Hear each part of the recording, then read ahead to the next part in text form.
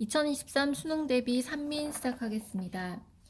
산촌에 살아가는 백성들의 가난하고 열악한 삶의 원인이 가혹한 지방관의 수탈 때문임을 제시하고 있습니다. 백성들은 사방에 이웃이라고 없는 외로움과 호랑이에 대한 두려움, 가난하고 열악한 생활 환경에도 불구하고 산에서 살아갈 수밖에 없습니다. 그 이유는 원님이 무서워서이죠. 이 작품에서 지은이는 백성의 어려운 처지에 관심을 보이면서 관리의 횡포를 고발하고 있는 것입니다. 이 시기의 한시들이 현실의 문제점을 직설적으로 다루고 있다는 점에서 이 작품은 이전 4대부들이 지은 관념적인 한시의 한계를 넘어서고 있다라고 생각을 하셔도 됩니다. 전체적으로 가파른 산중과 평지를 대비시켜 백성들의 힘겨운 생활상을 드러내고 있습니다. 가정맹어호라는 고사성어를 시로 잘 형상화하고 있고요. 고통스러운 삶을 사는 백성에 대한 연민과 애정의 시선이 느껴집니다. 지배계층에 대한 비판적인 관점 역시 잘 드러난 시입니다.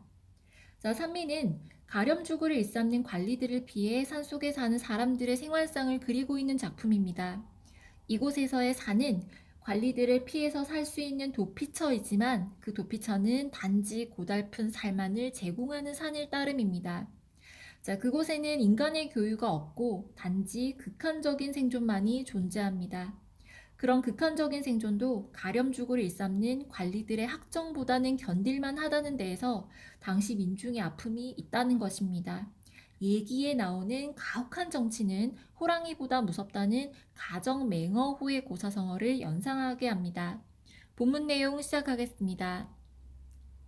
말에서 내려 인가를 찾아가 보니 아낙네가 문간에 나와 맞이하네.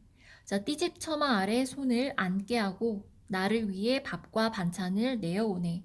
작가는 산속에서 길을 가다가 우연히 한 민가에 들어서게 됩니다. 어렵게 사는 생활이지만 손님을 위한 대접에는 소홀히 하지 않는 순박한 농민의 모습을 그리고 있습니다. 말에서 내린다는 표현을 통해서 작가의 신분이 양반이라는 것을 알 수 있습니다. 아낙네가 문간에 나와 맞이한다라는 표현 역시 백성들의 인정 있는 모습을 드러내는 구절이고요.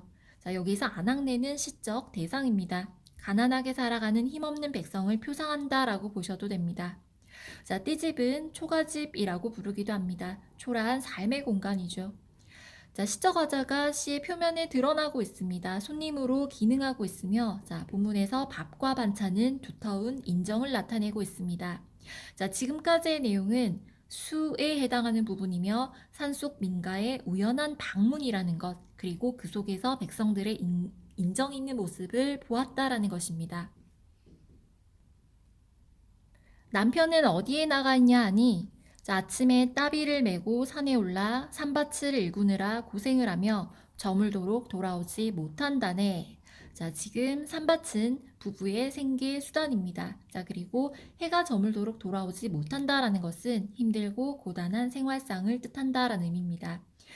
부녀만 있는 집에 들어가서 잠시 머물며 바깥 주인의 출타 여부를 묻자 아낙네는 산속에 있는 밭을 일구러 쟁기를 메고 올라가 아침부터 저녁까지 고되게 일을 한다고 알려줍니다. 산속에 사는 농민의 고달픈 삶을 알 수 있습니다. 지금까지의 내용은 함에 해당하는 부분이며 산속 농민의 고된 생활을 의미하고 있습니다. 사방을 둘러봐도 이웃은 없습니다. 여기에서는 외로운 산속 생활을 의미하는 사고 묻힌 사자성어 기억하시면 됩니다. 개와 닭도 산기슭에 의지해서 사네. 결국 인적이 드문 산골에 사람들이 살고 있다라는 내용입니다. 숲속에는 사나운 호랑이가 많아 나물도 마음대로 못 듣는다네. 숲속에는 사나운 호랑이가 많다고 합니다. 두려운 산속 생활을 의미하고 있으며 산속 생활의 어려움을 제시하기 위해 동물들을 언급하고 있습니다. 그러나 원님보다는 덜 무서운 산짐승으로 호랑이가 기능하고 있습니다. 이러한 호랑이 때문에 나물도 마음대로 못 듣는다라는 구절은 궁핍한 삶의 현실을 상징하는 내용 되겠습니다. 만중운산의 깊은 산 속인지라 사육하는 가축들도 사람이 그립고 먹을 것도 없어 산속을 헤매면서 먹을 것을 찾아다닌다. 의지할 만한 사람이 아무도 없는 그야말로 사고무친의 환경 속에 내던져진 삶이다. 자, 게다가 깊은 산골이기 때문에 사나운 맹수들이 무서워서 함부로 돌아다니지도 못한다. 따라서 나물도 뜯지 못하는 형편이다. 자, 그런 까닭에 가난을 면하지 못하고 늘 외로움과 두려움에 휩싸여 살아갈 수밖에 없다. 참으로 고단한 삶이다. 라는 내용의 경 부분입니다. 자, 지금까지의 내용은 산속 생활의 외로움과 두려움에 대한 이야기였습니다. 슬프다. 외딴 살이 어찌 좋으리. 자, 험하고 험한 산골짜기에서 평지에 살면 더없이 좋으련만 가고 싶어도 벼슬아치가 두렵다네. 자, 슬프다라는 표현을 통해서 대상에 대한 직접적인 감정이 표출되고 있습니다. 자, 인간의 교유가 없고 극한적인 생존만이 존재하는 산속 삶에 대한 안타까운 모습이 제시되어 있습니다. 자, 험하고 험한 산골짜기란 의미는 도피처일 뿐 근본적인 삶의 문제를 해결해주는 공간이 될 수 없다란 뜻이고요. 자, 민중들의 힘들고 가여운 삶을 부각하기 위한 공간적 배경 되겠습니다. 산을 선택할 수밖에 없도록 만든 가혹한 지배계층의 횡포를 비판하고 있습니다. 자, 현재 험하고 험한 산골짜기는 평지와 대비되는 공간입니다. 자, 평지에 살면 더없이 좋으련만 이 부분은 산민의 소망이고 바람입니다. 자, 사람들이 평화롭게 모여 살 수 있는 곳, 다시 말해 위정자의 학정이 없는 공간을 뜻하고 있습니다. 자, 맨 마지막 부분에서는 부부가 산속에 사는 이유가 제시되어 있습니다.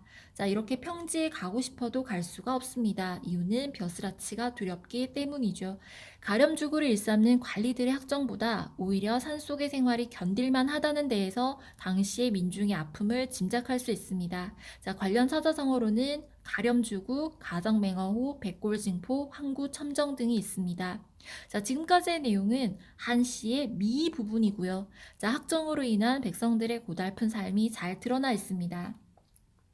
산골에 사는 이유와 벼슬아치가 두렵다라는 표현을 통해 당시 민중들의 고달픈 삶의 원인이 탐관오리들의 학정에 있다는 것을 알게 됩니다. 자, 얘기에 단궁편에 나오는 가정맹어호라는 구절 떠올릴 수 있습니다. 당시 민중이 고단한 삶을 살아갈 수밖에 없었던 까닭은 결국 정치적 문제에서부터 기인했다라는 것을 알 수가 있고요. 자, 그러다 보니 인간답게 살기 위해서는 삶의 터전을 버리고 야반 도주를 해서라도 산속 멀리로 숨어 들어가 아무도 모르게 살아갈 수밖에 없습니다. 내라는 세금을 다 내고는 가족들이 온전하게 살아갈 수 없었던 것이 당시의 현실이었고 시인은 이처럼 부조리한 현실을 날카롭게 비판하고 있는 것입니다. 결국 작가는 이 작품을 통해서 백성들이 사는 모습을 보여줌으로써 위정자의 반성을 촉구하고 있습니다. 자, 지금까지 2023 수능 대비 산민이었습니다.